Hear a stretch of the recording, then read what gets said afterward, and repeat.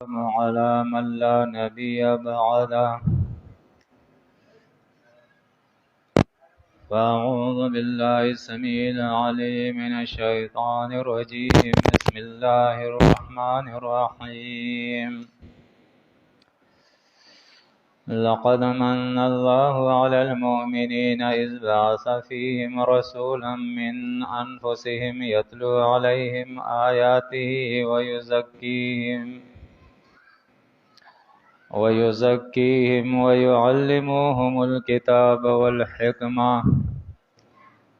وإن كانوا من قبل لفي ضلال مبين۔ یہ سورہ آل عمران کی آیت نمبر 164 ہے۔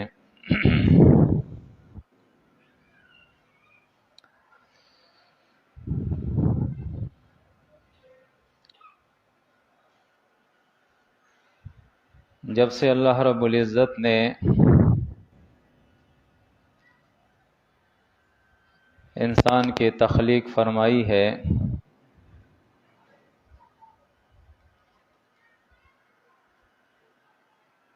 اسی وقت سے انسان کو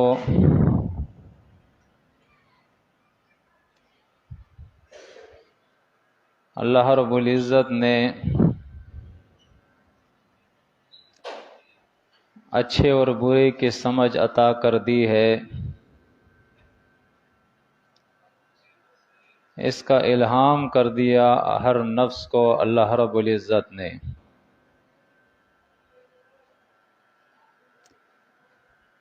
سورہ الشمس کے اندر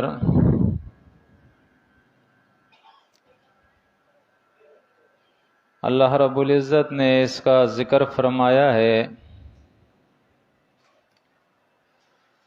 وَنَفْسٍ وَمَا سَوَّاهَا،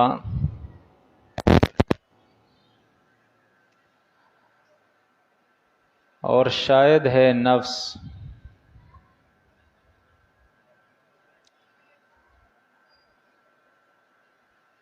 اور جو ہم نے اسے ٹھیک کیا ہے، یعنی اس کی تشکیل کی ہے۔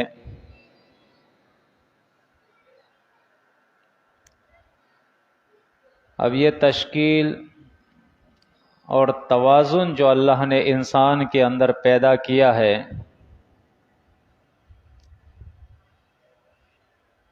فرمایا فَأَلْهَمَهَا فُجُورَهَا وَتَقْوَاهَا،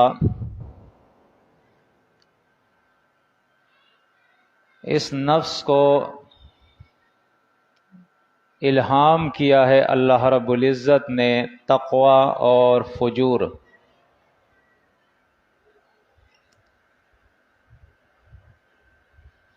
یہاں الہام سے مراد احساس ہے،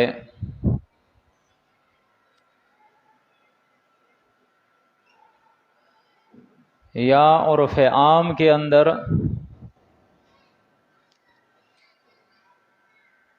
ہمارے یہاں جو ہے اس کو ضمیر کہتے ہیں،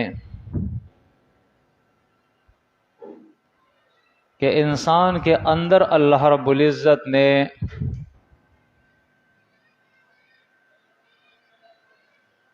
یہ ضمیر ڈال دی ہے، پیدا کر دی ہے، ودیعت کر دی ہے۔ یہ احساس اللہ نے اس کے اندر پیدا کر دیا ہے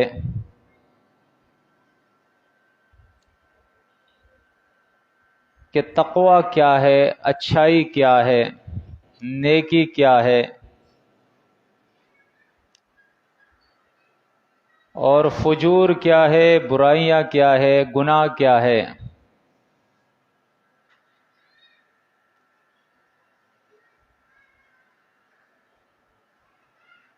یعنی بڑے سے بڑا آدمی جو مجرم ہو اور چھوٹے سے چھوٹا مجرم گناہگار، گناہ سے پہلے، گناہ کرتے ہوئے یا گناہ کے بعد اسے ضرور احساس ہوتا ہے کہ میں نے جو کام کیا ہے یہ غلط ہے، یا اچھا کام کرتا ہے تو اسے احساس ہوتا ہے کہ یہ میں نے اچھا کام کیا.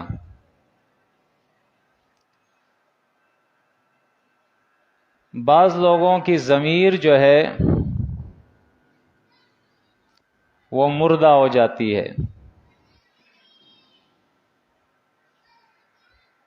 تو اپنی اچھائیاں تو اسے نظر آتی ہے، اس کی برائیاں اسے نظر نہیں آتی ہے.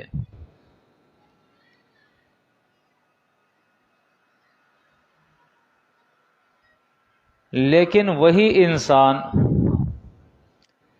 جس کو اپنی برائیاں نظر نہیں آتی،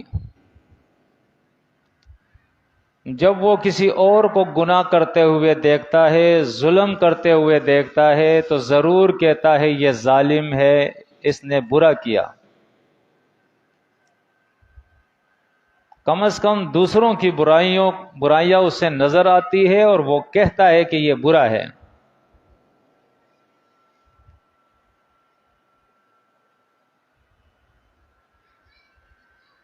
یہ اللہ رب العزت کی مہربانی ہے، اور اس کو اللہ نے توازن کہا ہے.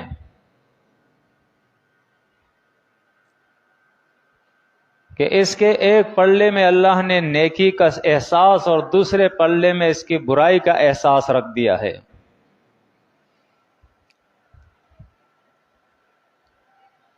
یہ اس کے احسانات میں سے ایک احسان ہے. لیکن یہ احسان اس وقت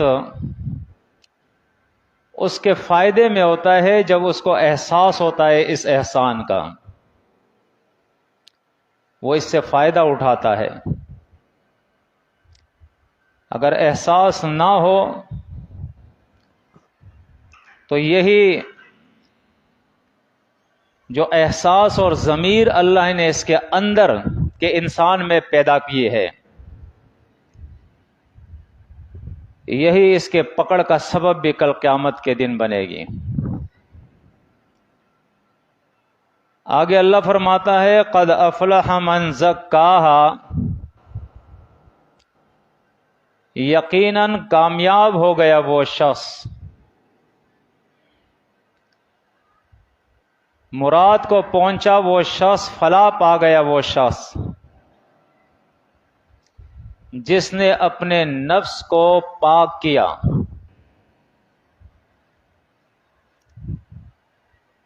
زکا کے معنی ہوتے ہیں عربی کے اندر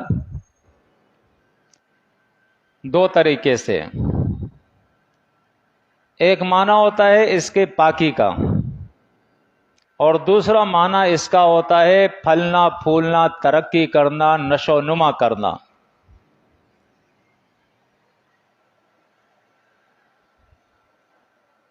تو فرمایا جس نے اپنے نفس کی قانون فطرت کے مطابق نشو و نما کی،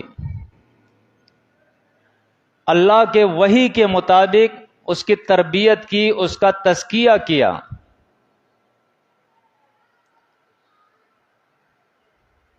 اور جن چیزوں سے اللہ نے منع کیا تھا ان چیزوں سے اپنے نفس کو بچا کے رکھا،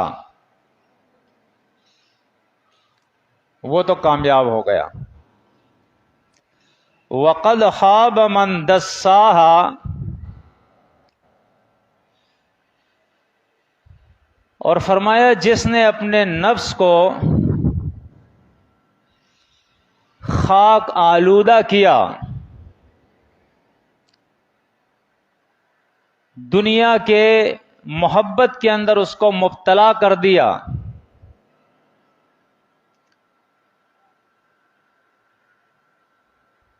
گناہوں کے اندر اسے مبتلا کر دیا. فرمایا وقد خاب، وہ نامراد ہوا، وہ ناکام ہو گیا.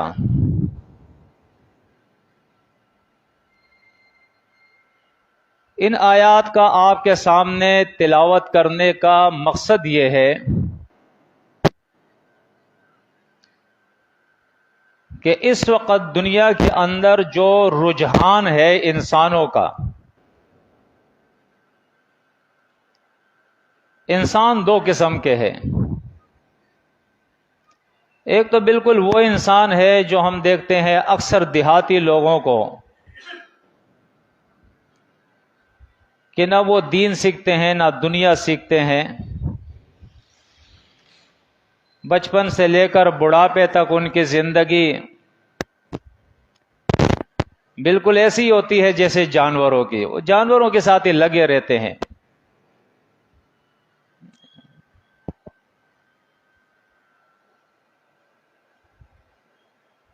انہیں کوئی شعور نہیں ہوتا ہے کہ زندگی کا کیا مقصد ہے، کیوں آئے ہیں، یا دنیا کا فائدہ نقصان، بس اتنا ہی جانتے ہیں جیسے جانور جانتا ہے۔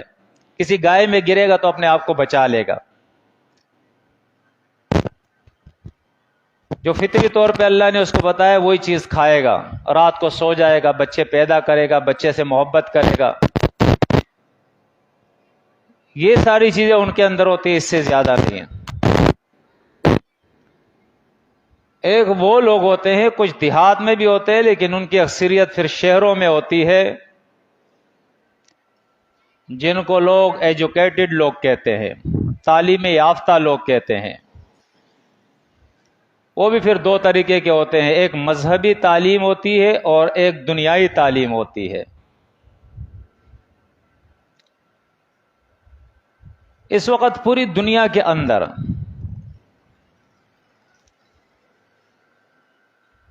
تعلیم جو ہے وہ ترقی کر رہی ہے، انسان جو ہے اس کے سمجھ کے اندر اضافہ ہوتا جا رہا ہے، ایک کے بعد دوسرے چیز سے اس کا تعارف ہوتا ہے، علمی لحاظ سے وہ بہت ترقی کر گیا، آگے بڑھ گیا ہے۔ لیکن یہ ساری چیزیں جو ہم دیکھ رہے ہیں اس کو بس تعلیم ہی کہتے ہیں۔ تعلیم علم سے ہے جس کا معنی کسی چیز کو جان لینا، بس کسی چیز کا علم آ جانا اس کے پاس۔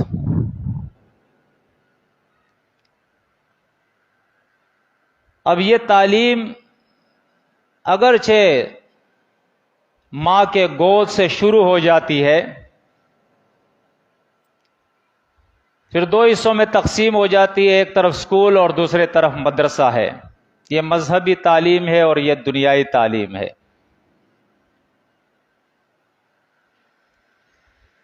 جو آیت میں نے آپ کے سامنے تلاوت کی ہے سورہ آل عمران کی،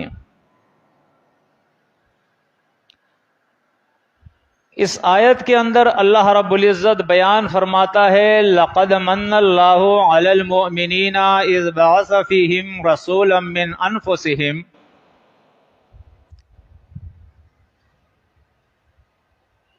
اللہ نے احسان فرمایا ہے مومنین کے اوپر،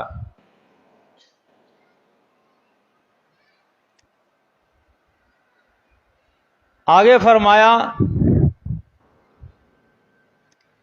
جب اللہ نے ان کے درمیان اپنا ایک رسول بھیجا، انہی میں سے انسان، اب یہ رسول کیا کرتا ہے؟ یتلو علیہم آیاتہ، ان کے سامنے اللہ کی کتاب کی آیتیں احکامات تلاوت کرتا ہے۔ دوسرا کام وَيُزَكِّيهِمْ، اور ان کا تزکیہ نفس کرتا ہے۔ یہ وہی ہے من زکاہا جو سورہ شمس میں آیت میں نے پڑھی تھی۔ تیسری بات اللہ فرماتا ہے وَيُعَلِّمُهُمُ الْكِتَابَ، ان کو تعلیم دیتا ہے کتاب کی، کتاب سکھاتا ہے۔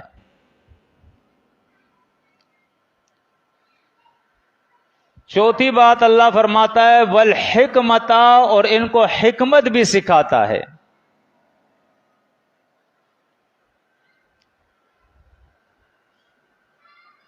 اس وقت ہماری پوری دنیا کے اندر چاہے وہ مدارس ہو اسلامی، چاہے وہ اسکول اور کالجز اور یونیورسٹیز ہو، ہر دو میدانوں کے اندر جو چیز ہے وہ کیا ہے؟ یتلو علیہم. اب وہ کتاب کچھ بھی ہو سکتی ہے، اللہ کی کتاب یا کوئی اور کتاب. اور دوسری چیز جو ہے وَيُعَلِّمُهُمُ الْكِتَابَ، کتاب کچھ بھی ہو سکتی ہے، تعلیم کتاب کی دی جاتی ہے، وہ کتاب اللہ کی بھی ہو سکتی ہے، وہ کوئی اور کتاب بھی ہو سکتی ہے، وہ فزکس اور کیمسٹری کی بھی ہو سکتی ہے. یہ دو کام تو سب کر رہے ہیں. استاذ کتاب پڑھتا ہے اور کتاب سکھاتا ہے.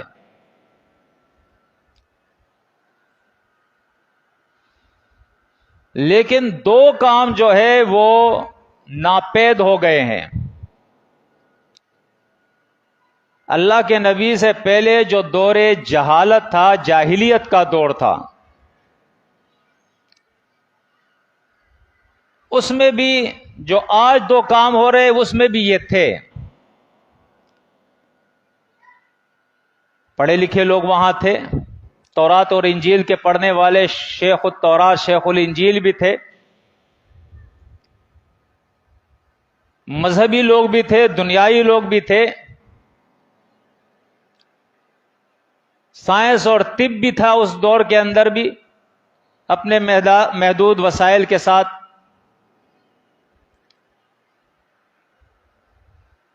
جو احسان اللہ نے فرمایا ہے،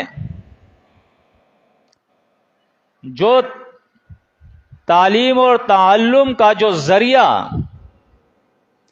اللہ نے اپنے نبی کے ذریعے متعارف کرایا ہے دنیا کے اندر، جس کو اللہ نے احسان کہا ہے، وہ کیا ہے؟ وَيُزَكِّيهِمْ. دیکھیں، یتلو علیہم آیاتہ وَيُزَكِّيهِمْ وَيُعَلِّمُوهُمُ الْكِتَابَ وَالْحِکْمَةَ. یہ تو بتا دیا اللہ نے کہ یہ اللہ کی کتاب ہے جو تمہارے سامنے پڑھی جا رہی ہے، لیکن سکھانے سے پہلے، کتاب اور حکمت سکھانے سے پہلے ان کا تزکیہ نفس اللہ رب العزت اللہ کے نبی نے کیا ہے، جس کو عرف عام کے اندر ہم تربیت کہتے ہیں. جو آج ہمارے مدارس کے اندر بھی ناپید ہے، ہمارے اسکولوں کے اندر بھی ناپید ہے. اللہ کرے ایسا ہو جائے، میں کوشش کروں، آپ کوششیں کریں، دوسرے لوگ کوشش کریں، جو سننے والے ہیں وہ کوششیں کریں کہ ہمارے اس ملک پاکستان کے اندر اور پوری دنیا کے اندر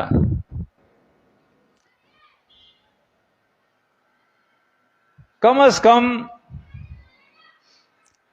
پورے صوبے میں ایک تو کوئی ایسا ادارہ ہو، ایسا مدرسہ ہو، ایسا اسکول ہو، ایسی کالج ہو، ایسی یونیورسٹی ہو جس کے اندر تعلیم سے پہلے ان کا تزکیہ نفس ہو.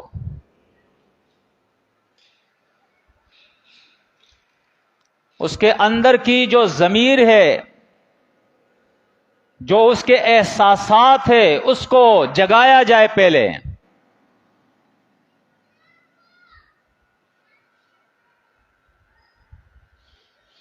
اور یہ بتایا جائے کہ فجور کیا ہے اور تقوی کیا ہے.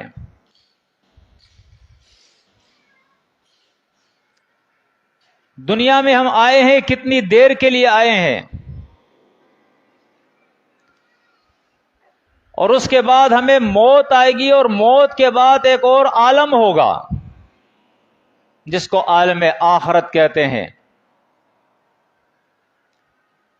اے انسان، وہاں حساب کتاب ہوگا،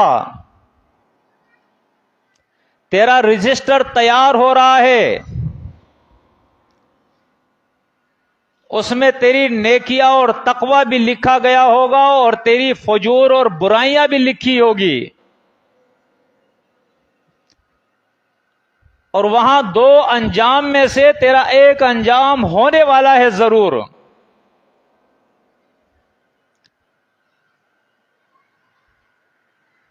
اگر تیرا نامہ اعمال تقوی اور نیکیوں پر مبنی ہوگا تو ہمیشہ کی شادمانی ہے تیرے لیے، خوشی ہے، جنتیں ہیں. اور اگر تیرے نام اعمال کے اندر فجور ہوں گے، گناہ ہوں گے، برائیاں ہوں گی، ظلم ہوگا، شرک ہوگا، کفر ہوگا، نفاق ہوگا، تو ہمیشہ ہمیشہ تجھے آگے جہنم کے اندر پھر جلنا ہے.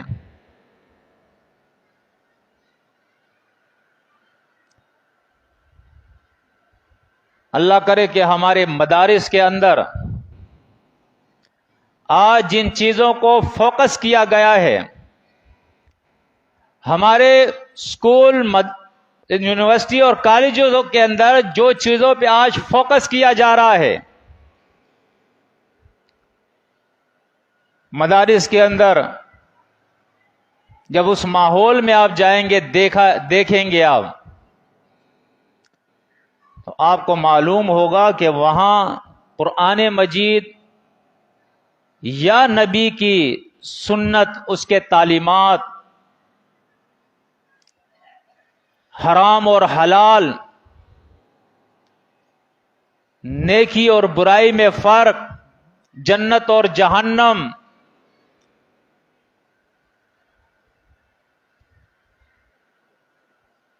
یہ چیزیں آپ کو نظر نہیں آئے گی. بہت دور دور، خال خال، کچھ کچھ. وہاں جو چیزیں آپ کو نظر آئے گی، جو ریس وہاں لگایا جاتا ہے، وہ یہ ہے کہ منطق کس کو آتی ہے، فلسفہ کس کو آتا ہے، نحو کس کو آتا ہے، صرف کس کو آتا ہے، لغت کے اندر کون بہتر ہے.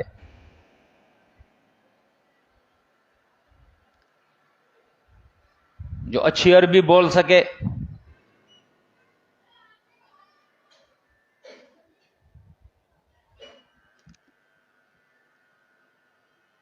جو لغت عرب کے لیے اس کے نوک پلک کو کون سیدھا کر سکتا ہے، اس کی باریکیوں کو کون جانتا ہے، وہ سب سے بڑا عالم ہے. اس کا عقیدہ شرک کے اندر لت پت ہو، اس کے اعمال بدعات سے لبریز ہو، اس کی زندگی کے اندر کبیرہ گناہ موجود ہو، اس چیز کی کوئی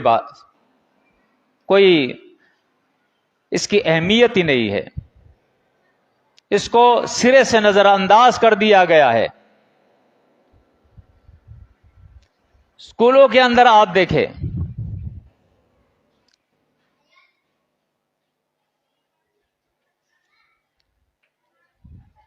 تو وہاں آپ کو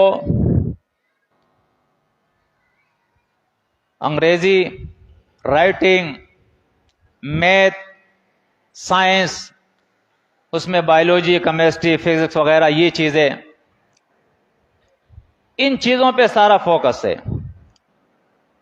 بچہ جاتا ہے، اس کی تربیت، تزکیہ نفس کیسے ہوگا، اس سے سب سے پہلے معلم اس کے جو ہوتے ہیں، اس کے ماں باپ، وہ بیچارے بھی نابلد ہوتے ہیں.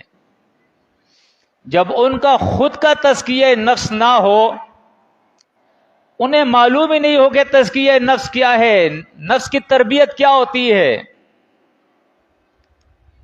کس طریقے سے تزکیہ نفس حاصل کرنا ہے.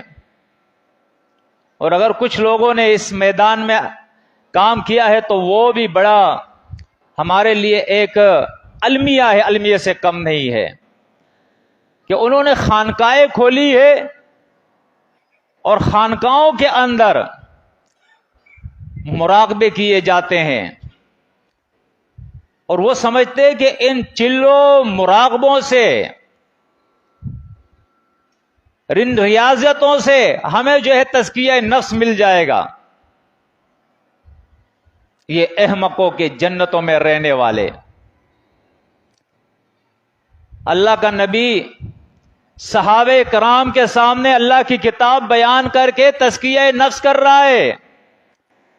اللہ کا نبی صحابہ کرام کا تزکیہ نفس حلال استعمال کرنے سے کرتا ہے، تزکیہ نفس ان کو حرام سے روکنے سے کرتا ہے، تزکیہ نفس ان کو مبلغ بنا کے کرتا ہے، تزکیہ نفس ان کا مہاجر بنا کے کرتا ہے، تزکیہ نفس ان کو میدان قتال کے اندر اتار کر کرتا ہے. اور ہمارے یہاں تزکیہ نفس مراقبوں کے اندر ہو رہا ہے. یہ ایک المیہ ہے اس مسلم معاشرے کا، اس قوم کا بحیثیت مجموعی.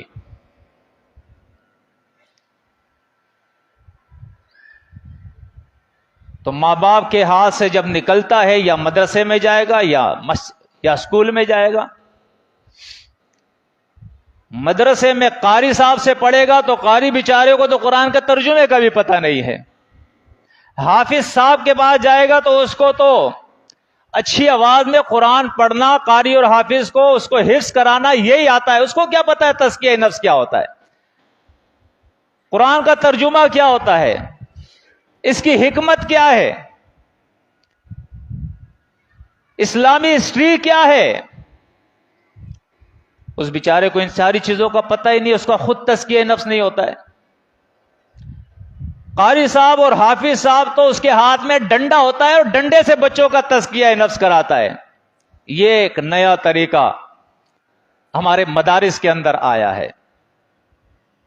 اسکول میں جاؤ تو وہاں پہ 1 2 3 4 ABCD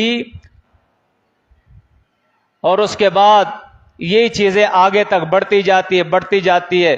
تو اس بیچارے کا کیا وہ تزکیہ نفس ہوگا جو اسکول کا استاذ تو آپ چھوڑے، جس کا پرنسپل اور ہیڈ ماسٹر بیچارہ وہ بھی تزکیہ نفس سے نابلد ہوتا ہے. اسے بھی نہیں معلوم کہ قرآن کے اندر اللہ کے احکامات کیا ہے، حلال اور حرام کیا ہے، اوامر اور نواہی کیا ہے. یہ تباہی ہے، تباہی اس قوم کی کہ جہاں بچہ جنم لیتا ہے، جس ماں باپ کے گود کے اندر وہ پلتا ہے، وہ تزکیہ نفس سے نابلد ہے. جن مدارس اور اسکول میں وہ جاتا ہے اور لڑکپن سے جوانی اور جوانی سے پھر آگے بڑھتا ہے، وہاں بھی وہ بیچارے ان کو جو معلمین ملتے ہیں ان بیچاروں کو بھی پتہ نہیں کہ تزکیہ نفس کیا ہے. تو آج جو ہمیں معاشرہ نظر آ رہا ہے،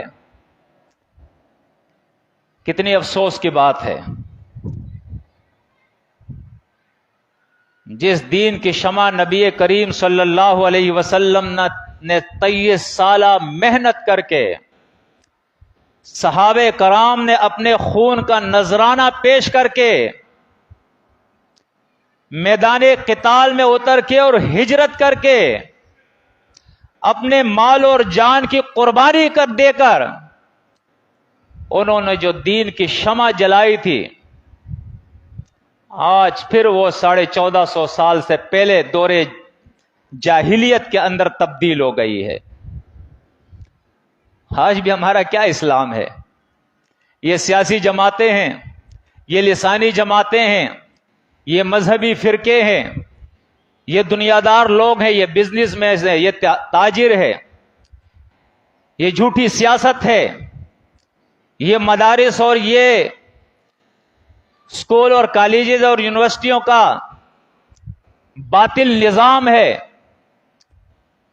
یہ فرنگی کا دیا ہوا تعلیمی نظام ہے جو انسان کو انسان بنانے کے بجائے پکا اور بدترین جانور بنا دیتا ہے.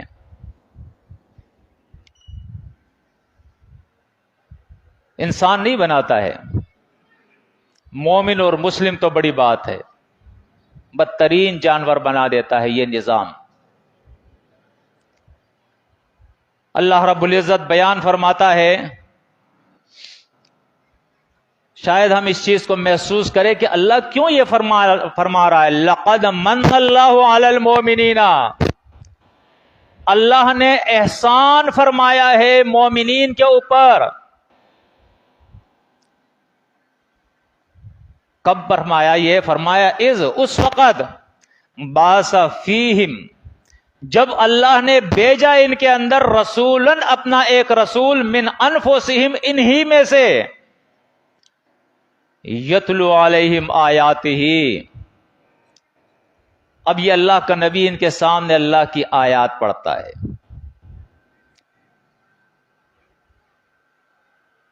قرآن مجید کے اندر اللہ رب العزت نے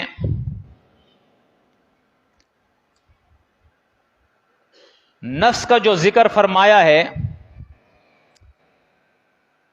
تو 3 قسم کے نفس کا ذکر اللہ نے فرمایا ہے. ایک ہے نفس امارہ، ایک ہے نفس لوامہ، اور ایک ہے نفس مطمئنہ. سورۃ یوسف کے اندر اللہ رب العزت نے نفس امارہ کا ذکر کیا ہے. سورۃ القیامہ کے اندر اللہ نے نفس لوامہ کا ذکر کیا ہے، اور سورۃ الفجر کے اندر اللہ رب العزت نے سورہ نفس المطمئنہ کا ذکر فرمایا ہے. امارہ جو ہے امر سے ہے. امر کے لغوی معنی تو نشان اور حال کے ہوتے ہیں، لیکن یہ حکم کے معنی میں عام طور پر استعمال ہوتا ہے.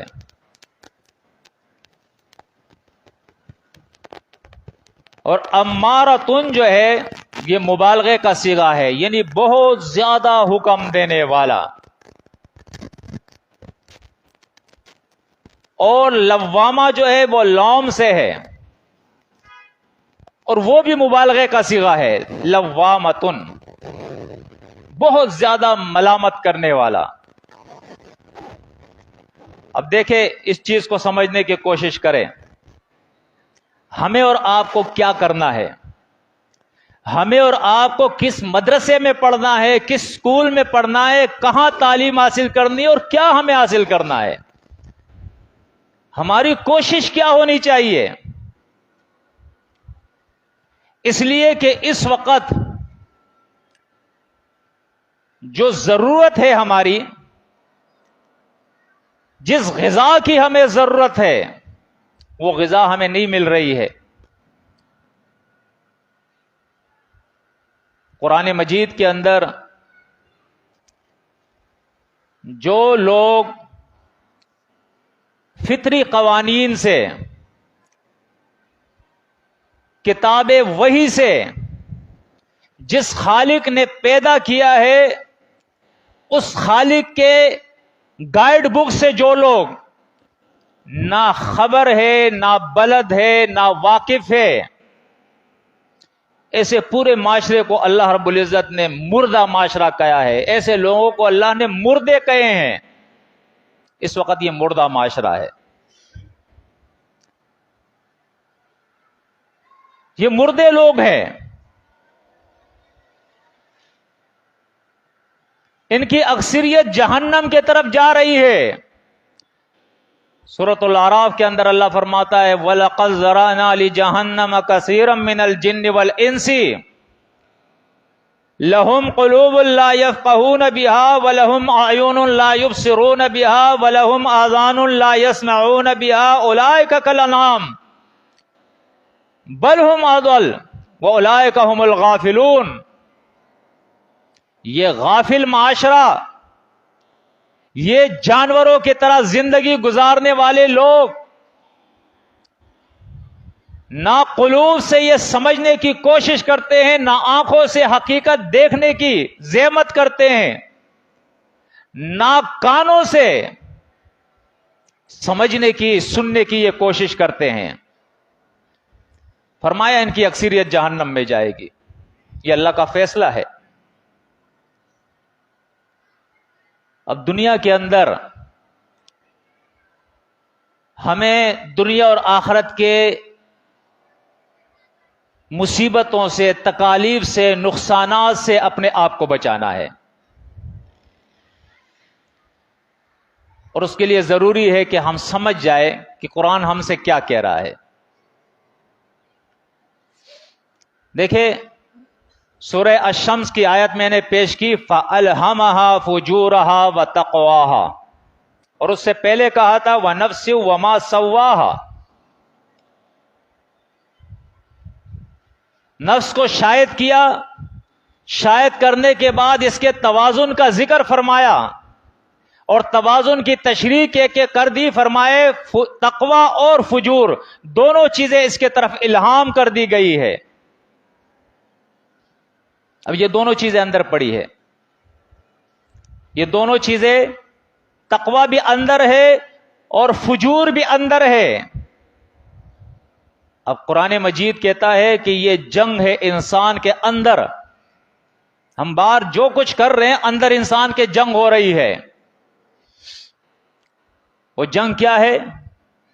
ایک ہے ان النفس لامارۃ بالسوء، اندر کا نفس اس کو گناہوں کی، برائیوں، شرک اور کفر، فجور اور فسوق بہت زیادہ اس پہ اس کو حکم دے رہا ہے، یہ کرو یہ کرو یہ کرو، مشتعل کر رہا ہے نفس کو، بھڑکا رہا ہے اس کو۔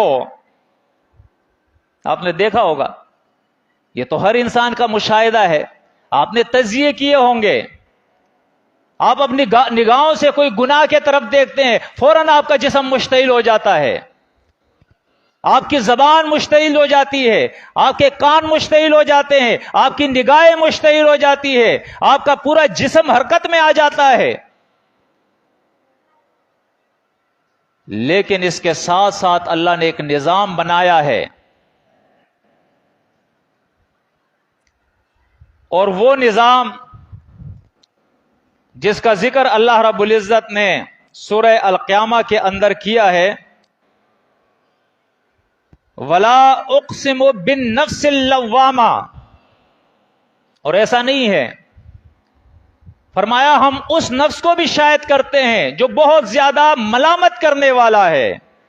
تو اندر سے جس کو ہم ضمیر کہتے ہیں نا، ضمیر ملامت کرتا ہے کہ یہ صحیح نہیں ہے، یہ گناہ ہے، یہ برائی ہے۔ جب نیکی کا کام ہوتا ہے، نیکی کا کام بہت کم لوگ کرتے ہیں، بہت کم لوگ کرتے ہیں، لیکن آپ نے دیکھا ہوگا جو لوگ نیکی کا دنیا میں کام کرتے ہیں، ایک فاجر، فاسق، گناہگار آدمی، اس کے نگاہوں میں بھی اس کی عزت ہوتی ہے۔ ایسا ہے یا نہیں ہے؟ عزت ہوتی ہے یا نہیں ہوتی ہے؟ اس کا دشمن کیوں نہ ہو، لیکن اگر وہ زندگی تقوی کے ساتھ گزارتا ہے، اس کا دشمن بھی اعتراف کرتا ہے، اگر باہر زبان سے نہیں کہتا ہے، اس کا دل اعتراف کرتا ہے کہ یار یہ آدمی برا نہیں ہے، حرام نہیں کھاتا ہے، یہ جھوٹ نہیں بولتا ہے، یہ وعدہ خلافی نہیں کرتا ہے، یہ خیانت نہیں کرتا ہے، یہ بے حیائی کے کام نہیں کرتا ہے، یہ ظلم نہیں کرتا ہے۔ دشمن بھی گواہی دیتے ہیں۔ اب یہ دیکھیں اللہ کی مہربانی کہ جس معافی ضمیر کے اندر اللہ نے فجور کو رکھا ہے، وہاں پہ نفس لوامہ کو بھی رکھا ہے کہ قیامت سے پہلے، جو قیامت کا دن آنے والا ہے نا، اور اس دن فیصلہ ہو جائے گا کیا اچھا ہے اور کیا برا ہے، کیا توحید ہے اور کیا شرک ہے، کیا سنت ہے اور کیا بدعت ہے، کیا نیکی اور کیا گناہ ہے، فیصلے ہو جائیں گے، کون جنتی ہے اور کون جہنمی ہے۔ اس دن سے پہلے ایک عدالت اللہ نے اندر بھی لگا دی ہے اس انسان کے اندر، تاکہ قیامت کے دن یہ نہیں کہے کہ اللہ مجھے پتہ نہیں تھا، رسول بھیجا اللہ نے، کتاب بھیجی اللہ نے، نہ کتاب اس نے دیکھی، نہ رسول کی بات اس نے سنی۔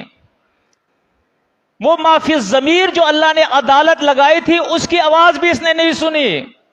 وہ بھی کہہ رہا تھا کہ کیا اچھائی کیا برائی ہے، لیکن پھر بھی اس نے نیکی کی رائے اختیار نہیں کی، پھر بھی اس نے برائی کو نہیں چھوڑا۔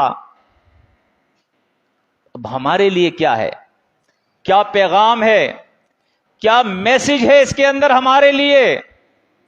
کیا اللہ بتا رہا ہے اپنی کتاب کے اندر ہمیں؟ لقد من اللہ علی المؤمنین اذ بعث فیہم رسولا من انفسہم۔ کتاب کی تعلیم حاصل کرنے سے پہلے، اس کے سامنے بیٹھنے سے پہلے،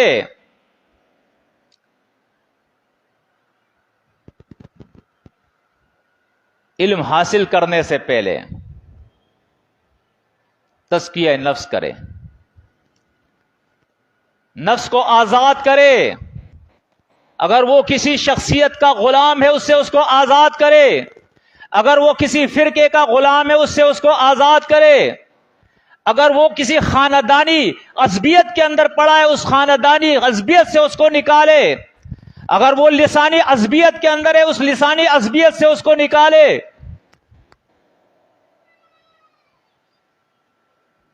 اس کو پہلے، سب سے پہلے یہ بات بتائے کہ یہ کائنات اللہ کی ہے، اس کا خالق اللہ ہے، اس زمین پہ حکم اللہ کا چلے گا۔ اگر کوئی منع کر سکتا ہے کسی کام سے تو وہ میرا اللہ ہے۔ پہلے یہ بات اس کو سمجھائے۔ نبی اللہ کا غلام ہے، بندہ ہے، ولی اللہ کا غلام ہے، بندہ ہے، تیرا استاد اللہ کا غلام ہے، بندہ ہے، یہ پیر صاحب اللہ کا غلام ہے، بندہ ہے، یہ فرقے، یہ مخلوق ہے سالے، یہ تمہاری قوم، یہ تمہارا خاندان، یہ تمہارے جیسے انسان ہے۔ اس کائنات کا خالق اللہ ہے، اس کائنات کا حاجت روا اللہ ہے، اس کائنات کا متصرف الامور اللہ ہے، اور اس کائنات کے اندر قانون بھی اللہ کا چلے گا، حکم اس کا چلے گا، اس کے علاوہ کسی کا حکم نہیں چلے گا۔ تزکیہ نفس کرے، ہر غلامی سے اس کو آزاد کرے۔ توحید کا مسئلہ اس کو اس طریقے سے سمجھائے۔ کیوں؟ اس لیے کہ آپ کے نفس جو ہے وہ دو طریقے سے ہے، ایک گناہ کا حکم دیتے ہیں اور دوسرا ملامت کرتے ہیں۔ لیکن ان نفسوں کو آپ نے کیا کرنا ہے؟ نفس امارہ جو ہے اس کو آپ نے ختم کرنا ہے، نفس امارہ کو ختم کرنا ہے۔ اب دو نفس آپ کے معافی الضمیر میں رہ جاتے ہیں، ایک نفس ہے نفس لوامہ، اور دوسری جو جگہ سنبھالی ہے وہ نفس مطمئنہ ہے۔ اب یہ دو نفس جب آپ کے اندر آ گئے نا، تو اول تو آپ سے گناہ نہیں ہوں گے، گناہ نہیں ہوں گے، اس لیے کہ آپ نے نفس امارہ کو تقریباً ختم کر دیا ہے، نہ ہونے کے برابر ہے۔ اس وقت جو نفس آپ کا جاگ رہا ہے معافی الضمیر، وہ نفس لوامہ ہے، اور نفس لوامہ مفسرین نے اس کو تھوڑا سا واضح کیا ہے کہ نفس لوامہ جو ہے وہ دو کام کرتا ہے۔ ایک کام یہ کرتا ہے جب آپ سے کوئی لغزش ہو جائے، بھول کر خطا کی وجہ سے کوئی گناہ ہو جائے، تو نفس لوامہ فوراً آپ کو پکڑ لیتا ہے، جھنجھوڑتا ہے کہ کیا کیا آپ نے، آپ کو جگاتا ہے، آپ کو بتاتا ہے کہ یہ آپ نے کیا کیا ہے۔ اور دوسرا کام وہ کیا کرتا ہے نفس لوامہ؟ آپ جب نیکی کا کام کرتے ہیں نا، تو اس وقت انسان بڑا پھول جاتا ہے کہ او میں نے بڑی نیکی کی ہے، تو اس وقت بھی یہ نفس لوامہ آپ کو جو ہے ٹھنڈا کرتا ہے، ٹھنڈے ہو جا، ارے تو وہ ہے جس کو اللہ نے مٹی سے بنایا ہے، مٹی کے گارے سے بنایا ہے۔ اے انسان تو وہ ہے جس کو اللہ نے گندے نطفے سے تخلیق کیا ہے، تیری کیا بڑائی ہے، اپنے آپ کو بڑا نہیں سمجھ۔ سورہ نجم میں اس لیے اللہ نے فرمایا فَلَا تَزَكُّوا أَنفُسَكُمْ، اپنے نفسوں کی پاکیاں بڑائیاں بیان مت کرو. پاک کرنے والا، ترقی دینے والا، نشو نما کرنے والا، برائیوں سے بچانے والا، نیکیوں کی توفیق دینے والا، وہ کون ہے؟ وہ میرا اللہ ہے. بخاری اور مسلم کی حدیث ہے متفق علیہ. نبی کریم صلی اللہ علیہ وسلم نے فرمایا، میرے صحابہ تم اپنے عمل سے جنت میں نہیں جا سکتے ہو جب تک اللہ کا رحم نہ ہو، مہربانی نہ ہو. صحابہ نے پوچھا اللہ کے نبی کیا آپ بھی؟ فرمایا ہاں میں بھی.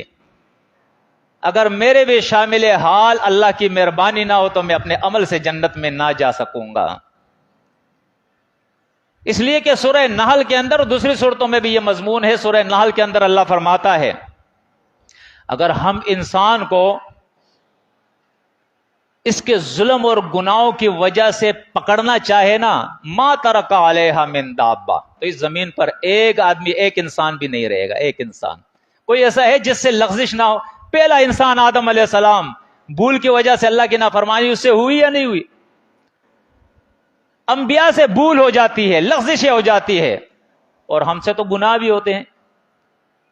تو ایسا تو کوئی ہے ہی نہیں جس سے لغزش اور خطا نہ ہو. تو یہ اللہ کی مہربانی ہے کہ اللہ مخلص لوگوں سے درگزر فرماتا ہے.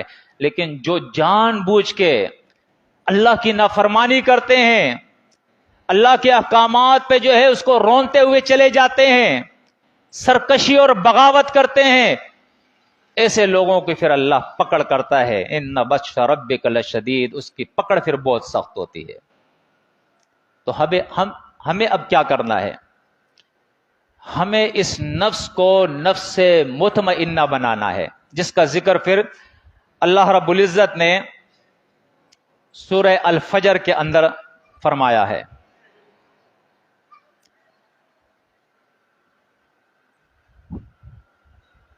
قیامت کا ذکر ہے یہاں سورہ الفجر کے اندر، اور اس کے آخر کے اندر اللہ رب العزت فرماتا ہے یا ایتھا النفس المطمئنہ، اے نفس مطمئنہ. نفس مطمئنہ کس کو کہتے ہیں؟ یہ اطمینان سے ہے. اطمینان کہتے ہیں سکون کو، یعنی وہ نفس جو اللہ کے الوہیت کے اوپر، اس کی خالقیت کے، اس کے ربوبیت کے اوپر مطمئن ہو گیا. نہ نبی سے کوئی امید رکھتا ہے، نہ ولی سے رکھتا ہے، نہ آسمان کے ملائک سے، نہ جنات سے، نہ ساحر سے ڈرتا ہے، نہ نظر بد والے سے ڈرتا ہے، نہ کسی کے جادو سے ڈرتا ہے، نہ کسی کے ٹونے ٹوٹکے سے ڈرتا ہے، نہ وہ دجال کا عقیدہ رکھتا ہے. رب سے مطمئن ہو گیا کہ میرا اللہ ہی ہے بس، میرا خالق مالک، میرا حاجت پورا کرنے والا، میری جولیوں کو بھرنے والا. تکلیف بھی وہیں سے آتی ہے اور وہیں سے تکلیف دور ہوتی ہے، خوشیاں بھی وہیں سے آتی ہے. موت اور زندگی بھی اس کے ہاتھ میں، رزق بھی اس کے ہاتھ میں ہے. مطمئن ہو گیا یہ. اور اس کے بعد اوامر اور نواہی کے اندر وہ مطمئن ہو گیا کہ اللہ نے جو حکم دیا ہے اس پہ زندگی گزارتا ہے، جس چیز سے اللہ نے منع کیا اس سے وہ منع ہو جاتا ہے. اس کو کہتے ہیں نفس مطمئنہ. فرمایا اس نفس مطمئنہ سے اللہ قیامت کے دن کہے گا یا ایتھا النفس المطمئنہ، اے نفس مطمئنہ، ارجعی الی ربک راضیۃ مرضیہ، لوٹ اپنے رب کے طرف. یہ بڑی اعزاز کی بات ہے.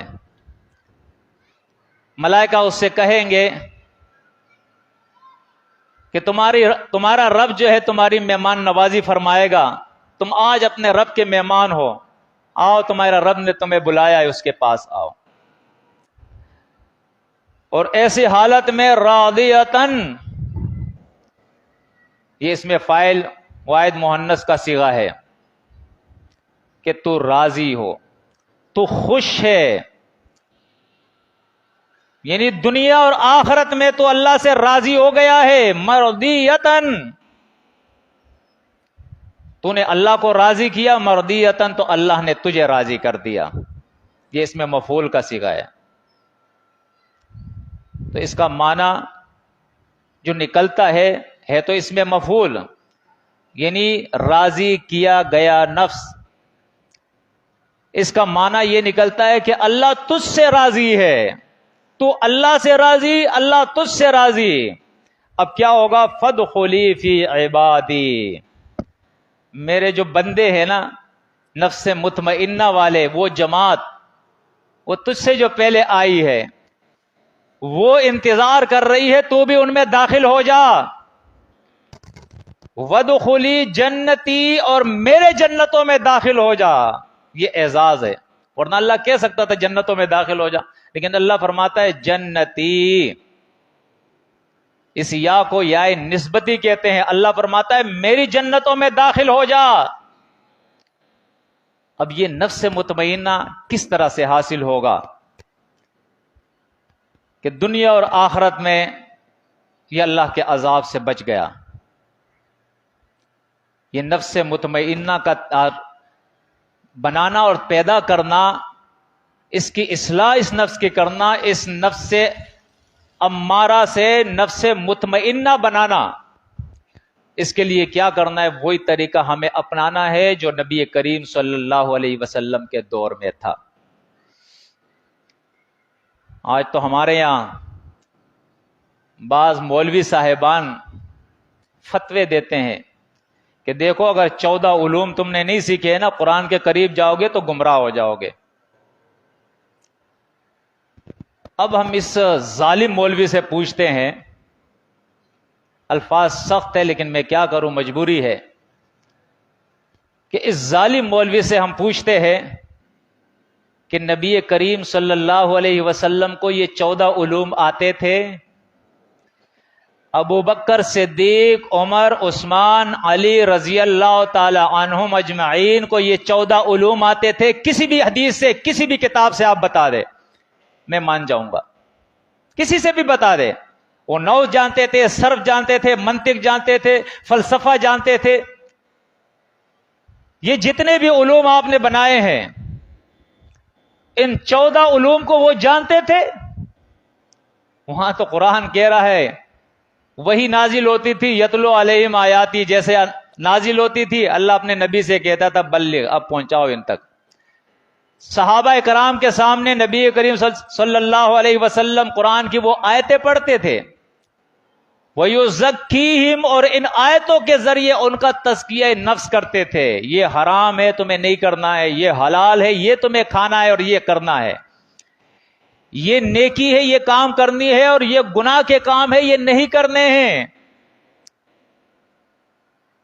یہ تقوی ہے اور یہ فجور ہے, یہ جنت کا راستہ ہے اور یہ جہنم کا راستہ ہے, یہ مومن اور مسلم کی صفت ہے, یہ کافر اور مشرک اور فاجر کی صفت ہے, یہ اسلام ہے اور یہ کفر ہے, یہ مومن ہے اور یہ منافق ہے. قرآن سے یہ بتاتے تھے, تزکیہ نفس کرتے تھے. دنیا میں کیسے زندگی گزارو گے, ماں باپ کے کیا حقوق ہے, بہن بھائی کے کیا حقوق ہے, رشتہ داروں کے کیا حقوق ہے, پڑوسیوں کے کیا حقوق ہے, مسافر کے کیا حقوق ہے, مہمانوں کے کیا حقوق ہے, مریضوں کے کیا حقوق ہے, مردوں کے کیا حقوق ہے, بڑوں کے کیا حقوق ہے, چھوٹوں کے کیا حقوق ہے, معاش اور معاشرت کس طریقے سے بناؤ گے, سیاست کیسے کرو گے, قتال فی سبیل کیسے کرو گے, ہجرت کی نوبت کب آئے گی, کب یہ کرو گے, تبلیغ کا طریقہ کیا ہے, اس کے آداب کیا ہیں, ہر چیز دین کی سکھاتے تھے. گائے کیسے رکھو گے جب راستے میں جاؤ گے, کوئی نامحرم عورت سامنے آ جائے کیا کرو گے, زبان کس طرح استعمال کرو گے, کانوں کو استعمال کس طرح کرو گے, آنکھوں کو, ہر چیز کا بتایا کرتے تھے اللہ کے نبی صلی اللہ علیہ وسلم. مجلس کا ادب کیا ہے, کھانے کا ادب کیا ہے, سونے کا ادب کیا ہے, اٹھنے کا ادب کیا ہے, سفر میں جاؤ گے اس کے آداب کیا ہے, ان سکھاتے تھے. ہمارے یہاں یہ چیزیں کہاں مل رہی ہے؟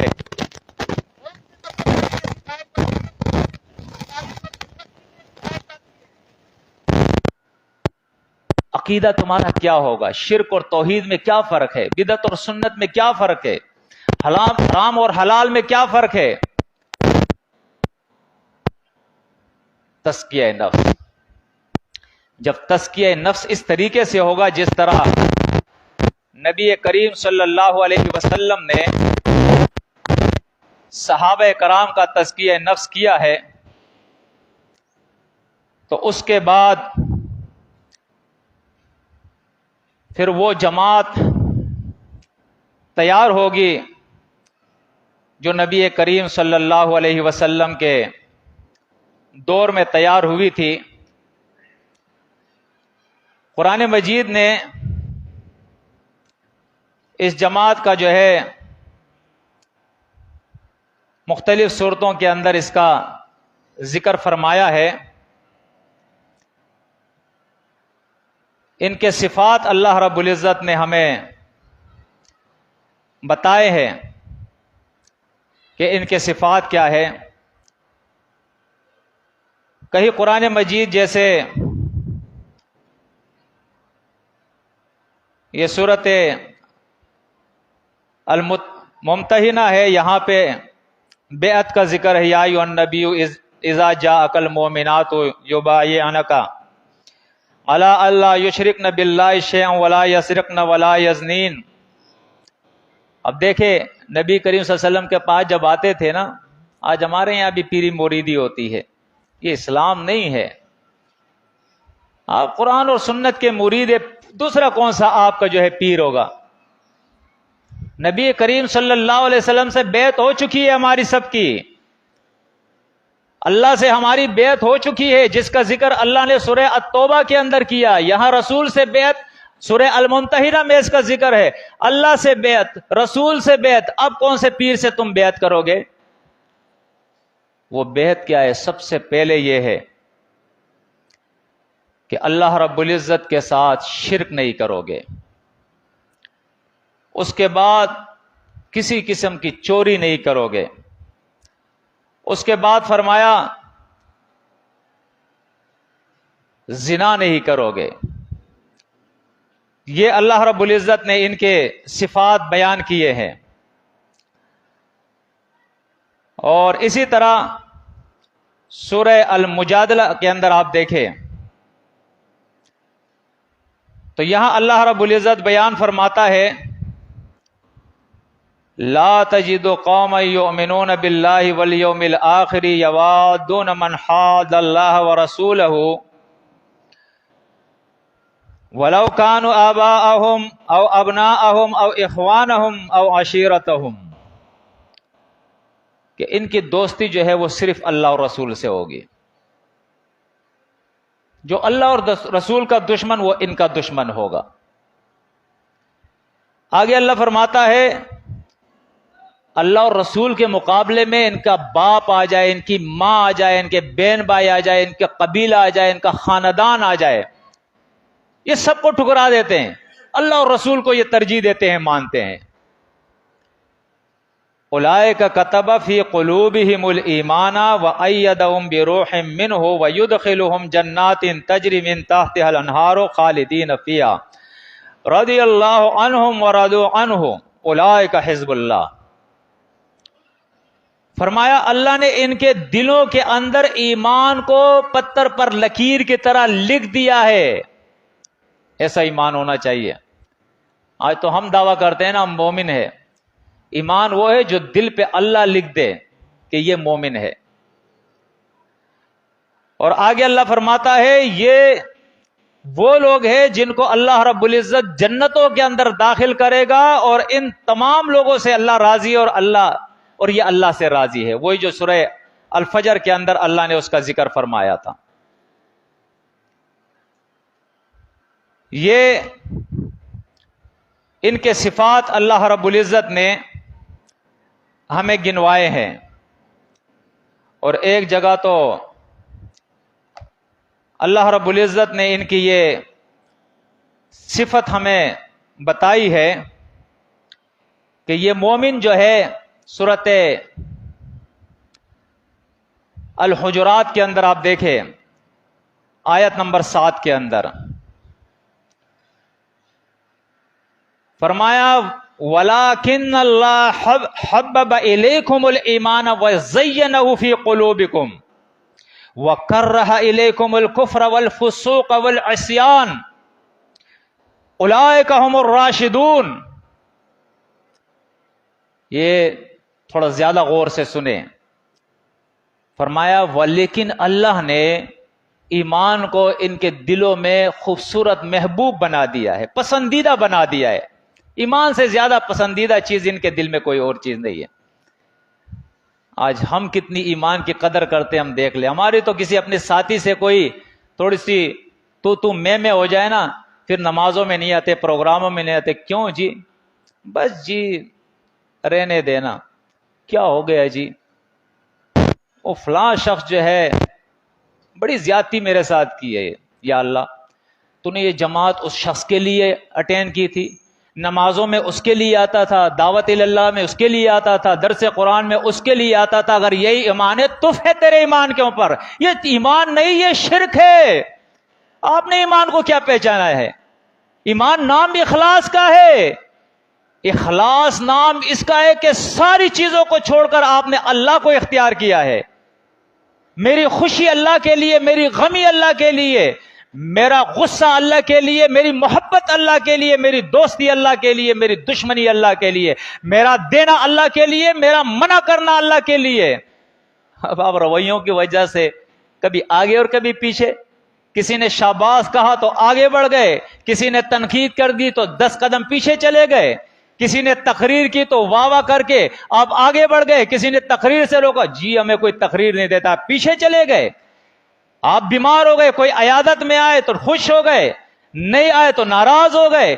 قرضہ مانگا کسی نے دیا تو ٹھیک، نہیں دیا تو ناراض ہو گئے. یہ کون سا ایمان ہے؟ یہاں تک نوبت میں نے دیکھی ہے، محسوس کی ہے کہ جو ہمارے اندر 2-4 آیتیں سیکھ کرنا تقریر کرنا شروع کر دے، یا تھوڑا سا فیمس ہو جائے، آگے بڑھ جائے، تو ان کے لیے تو خصوصی طور پہ آپ یہ بھی کہو گے کہ جی پروگرام میں آپ کو جانا ہے صاحب، تب وہ جائے گا. اگر آپ نے عام اعلان کر دیا نا کہ پروگرام ہو رہا ہے تو وہ ٹس سے مس نہیں ہوگا. میں اصلاح کے لیے کر رہا ہوں، نکالو اپنے اندر سے یہ بیماریاں. یہ سیرت صحابہ نہیں ہے، یہ سنت نبی نہیں ہے، یہ دین کے ساتھ اخلاص نہیں ہے، یہ تمہیں جنت میں تمہارا رویہ نہیں لے جا سکتا ہے. پورے اخلاص کے ساتھ اللہ کے لیے مال لگاؤ، جان لگاؤ، دن رات لگاؤ، محنتیں کرو. کسی سے کوئی طمع نہ ہو، طمع ہو تو ایک اللہ سے. کسی سے کوئی خوف نہ ہو، خوف ہو تو ایک اللہ کا ہو. ایمان کو سمجھنے کی کوشش کرے. اللہ کیا فرماتا ہے دیکھے. فرمایا اللہ نے اس ایمان کو تمہارے دلوں میں پسندیدہ چیز بنا دی سب چیزوں سے. وَزَيَّنَهُ فِي قُلُوبِكُمْ، اس ایمان کو خوشنما بنا دیا ہے، مزین کر دیا ہے، خوبصورت کر دیا ہے. اس سے زیادہ خوبصورت تمہارے نزدیک کوئی چیز نہیں ہے. یہ صحابہ سے خطاب ہے، یہ دنیا کے ان بہترین لوگوں سے خطاب ہے. ہمارے ماں باپ ان پہ قربان ہو جائے. آج تو ایسے ظالم ہے صحابہ کو بھی برا بلا کہتے ہیں. آگے اللہ فرماتا ہے اللہ ہمیں بھی ان کے نقش قدم پہ چلا دے. آگے اللہ فرماتا ہے وَكَرَّهَ إِلَيْكُمُ الْكُفْرَ وَالْفُسُوقَ وَالْعِصْيَانَ، اور تمہارے دلوں میں اللہ نے کفر، شرک، فسوق، فجور، عصیان، گناہ، نافرمانیاں، سرکشی، یہ ساری چیزیں اس سے نفرت پیدا کر دی ہے. نفرت پیدا کر دی ہے. اس کو کہتے ہیں تزکیہ نفس.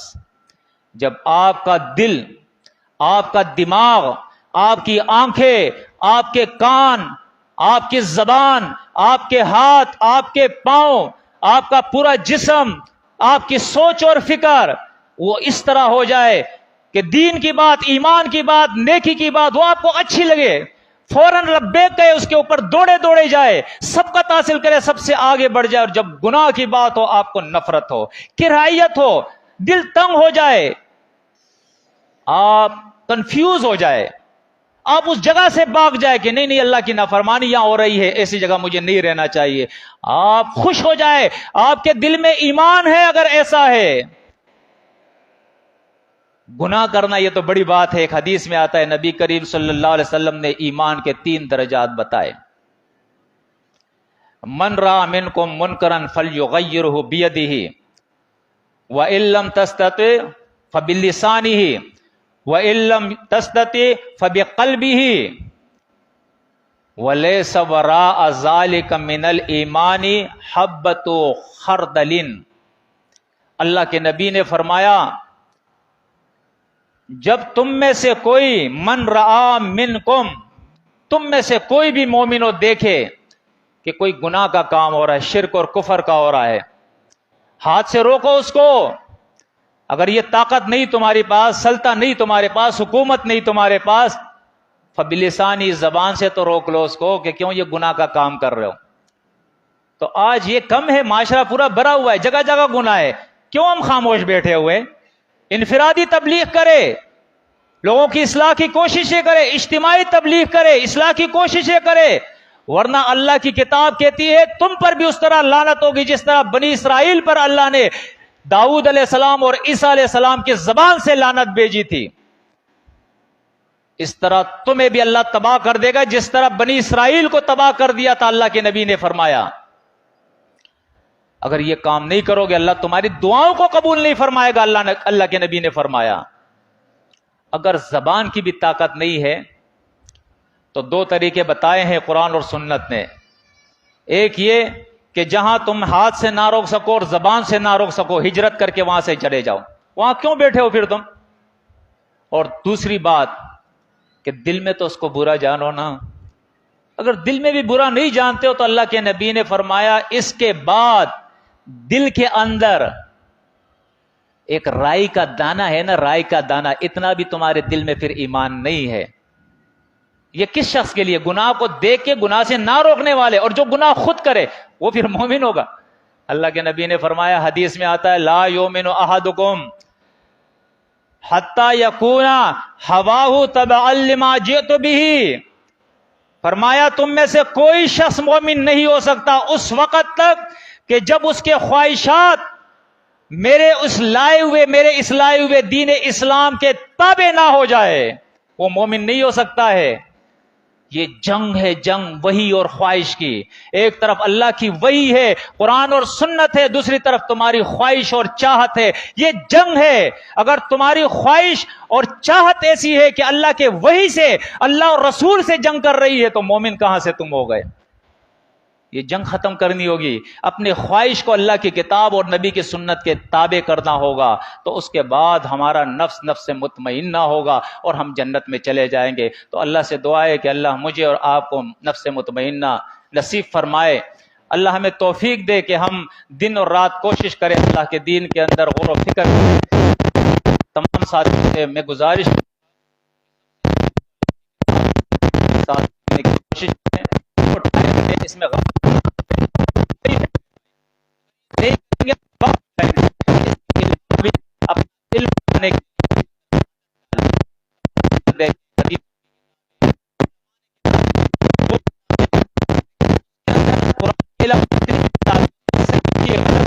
اس سے صحیح لے لو جو قرآن کے مطابق ہے، جو غلط ہے اس کو چھوڑ دو۔ اس سے کیا ہوگا؟ کتاب پڑھنے کی عادت ڈالنے سے آپ کے علم میں اضافہ ہوگا، آپ کے معلومات میں اضافہ ہوگا۔ یہاں اوپر لائبریری ہے، اس میں کتابیں پڑھی ہے، لگ کے وہ سڑ رہی ہے، گل رہی ہے، اللہ کے بندو جو قرآن مجید یہاں پڑھے ہوئے ہیں، ترجمہ یہاں ہو رہا ہے، کوئی ساتھی آ کے اس کو پڑھا کے دیکھتا نہیں، ترجمے میں بیٹھتا نہیں ہے، یہ کتنی غفلت ہے۔ تو اللہ رب العزت ان برے صفاتوں سے اللہ ہمیں بچائے اور اچھی صفات اللہ رب العزت ہمارے اندر پیدا کرے، توفیق دے کہ ہم یہ کام کریں۔ اقول قولی ھذا استغفر اللہ لی ولکم ولسائر